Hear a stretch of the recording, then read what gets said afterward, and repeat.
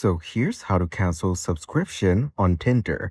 But before we start, you can go ahead and click on my link down in the description to try out Tinder if you're a new user. So first of all, let's open up the phone settings. Once you're here, you need to tap on your name on the top, which shows your Apple account, iCloud, and more. So let's tap on it. From here, you will get to see an option that says subscriptions.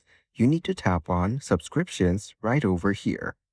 Keep in mind that you cannot cancel your Tinder subscription from the Tinder application itself. So let's go to subscriptions. Once you're here on the subscriptions page, you will be able to see all your app subscriptions right here. Just find and select the Tinder subscription from the list, then tap Cancel Subscription to confirm. Right now, I don't have a subscription, so it's not visible. And that's it. That is exactly how to cancel Tinder's subscription.